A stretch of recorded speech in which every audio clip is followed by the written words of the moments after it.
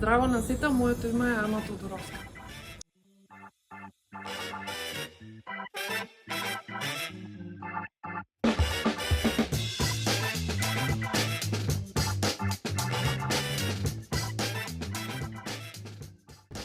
Многу ми беше драга оваа соработка со Илика, затоа што беше многу лесен процесот на создавање на конечната форма на Антисвет. Искрено јас не очекував дека некогаш ќе објавам оваа книга, затоа што многу години сите овие песни се трансформира, добиваа нови форми, нови значења, меѓутоа на крај некако сето тоа одеднашка доби една смисла и тогаш решив да ги сконтактирам Илика. Така што искрено во овој момент уште не ми е реално дека е завршено и дека веќе има физички облик, така што веројатно кога ќе ја добиам книгата во раце, тогаш ќе ми биде веројатно дека тоа е истина.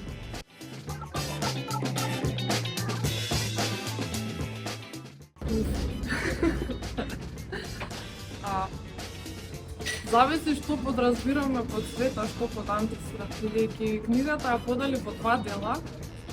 Светот е антисвет на антисветот и антисветот е антисвет на светот. Така што секогаш се спротивставени. Не можам да кажам дали еден е добар или другиот е лош, туку едноставно тие постојат како поларитети и еден без друг не може да постојат. Така што веројатно постоењето на двата е неопходно.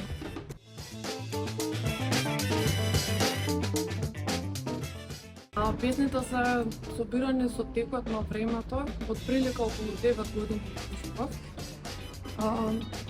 Нема некој концепт кој што ги, да кажам, однапред еден смислен концепт, туку целата книга изразува некои внатрешни состојби. Меѓутоа, како што кажува и самиот наслов, секогаш е судир на внатрешниот свет со надворешниот свет, затоа и е поделено на тие два дела, каде што во сите нив го истражувам она кое што во моментот ми е актуелно како некоја внатрешна тема во судир со надворешната реалност, или некоја надворешна реалност која што е во судир со оно што јас го имам како внатрешност.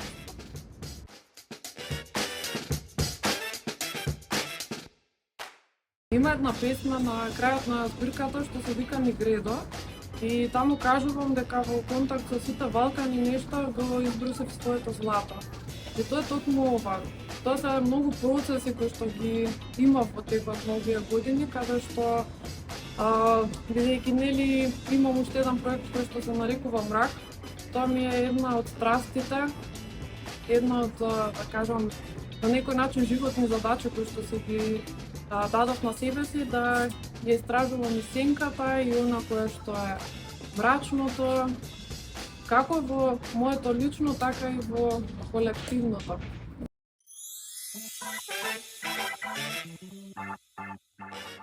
Затоа што мислам дека тоа е нешто кое што колективно сите го имаме во искуството со животот во Скопје. Мислам дека сите имаме некоја love-hate relationship, каде што од една страна Скопје пуши, многу работи се одраз на деструкција, меѓутоа исто така и во Скопје има многу убави работи. И тука е вечната дилема, верувам и на повеќето млади, дали да останам, дали да се заминам, дали да останам, дали да се заминам, и постојано градот е присутен во секојдневното живење.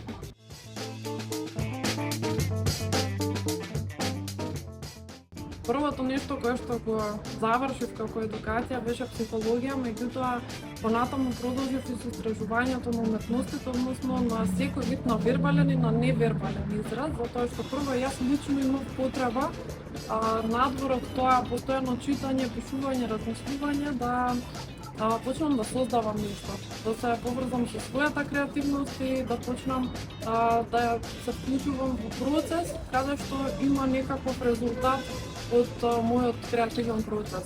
Така почнав да истражувам и оваа тема, поврзаноста помеѓу креативниот процес, психологијата, уметностите, и на тој начин стигнав до полето на експресивна арт-терапија. Поради тоа се запишав на едукација во Белград. Оваа едукација ми отвори многу полиња и на истражување, меѓутоа и на свесност, затоа што сватив и открив преку искуството дека не можат сите состојби да се допрат само преку диалог и преку разговор и преку зборување, нели преку оној вербален израз, туку дека многу состојби може да се допрат само ако се вклучиме во несвесното преку создавање. И на тој начин несвесното почнува да збори преку сето на кое што го твориме, без разлика дали е тоа танц, дали е скулптура, дали е некаков ликовен израз, и тоа е едно ново сваќање за себе си.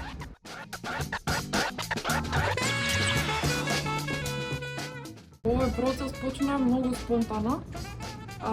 Кога работев порано во кафичи, во слободно време имаше еден човек кој што оставаше стално весници на маса и јас така почнав да ги создавам во паузите кога немаше никој.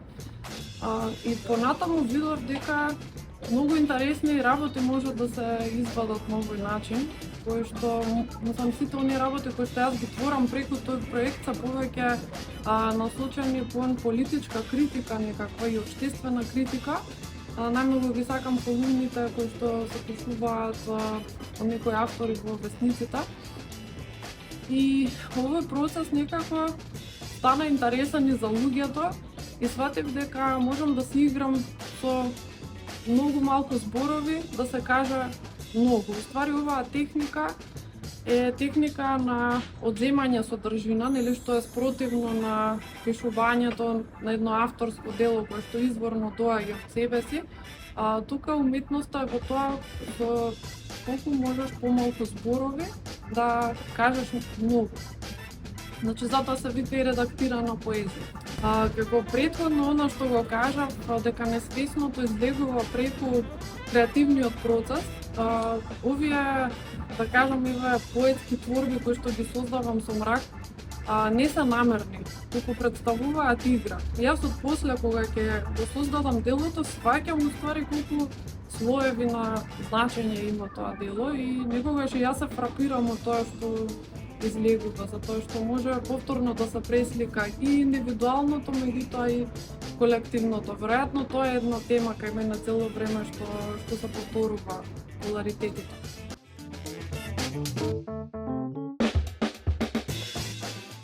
Книгите уште како дете ми биле многу голем извор инспирација за било што, затоа што секогаш за мене представува еден свет каде што можам да влезам и да живеам во некоја различна реалност. Можам да кажам дека не толку бев фан порано на поезијата, туку повеќе сакав да читам фантазија. Во последно време сакам повеќе да ја следам македонската поезија, меѓутоа на новите, на современите автори.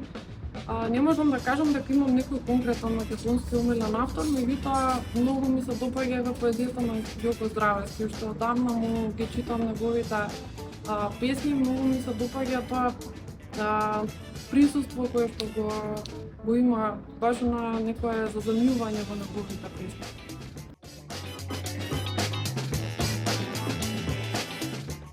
Интересно е ова прашање затоа што одамна учествувам во активности во независната културна сцена или нели она што се вика андерграундот дека кај нас.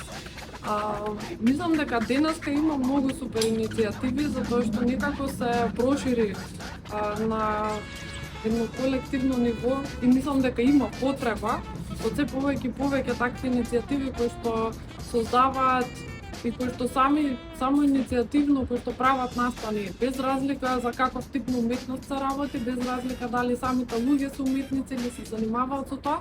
Многу е важно секој млад човек да се поврза со својата креативност и мислам дека на тој начин може подобро да се изразиме и да се оствариме. Еве да ако кажам пред некои десетина години, тоа не беше баш случај на толку голема масовност како што денеска го гледам од движења, организации, различни некои настани. Искрено јас посакувам можеби во ова време да бев едно 10 години помлада, затоа што навистина има нешто кое што моментално живее, не само во Скопје, туку во сите други градови. Веќе ја земам и Битола како одличен пример во периодот. Има многу свирки, многу различни настани кои што само иницијативно се одржуваат. И уште еднаш ќе повторам дека Тоа е многу важно, само иницијативноста и само организирање.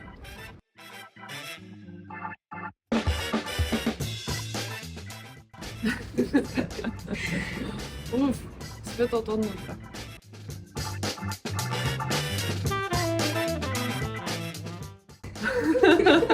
Ова е многу тешко.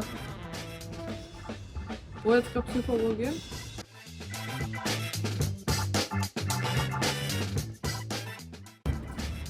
Уф. Тоа значи пушти си го стомахот слободно да дишаш.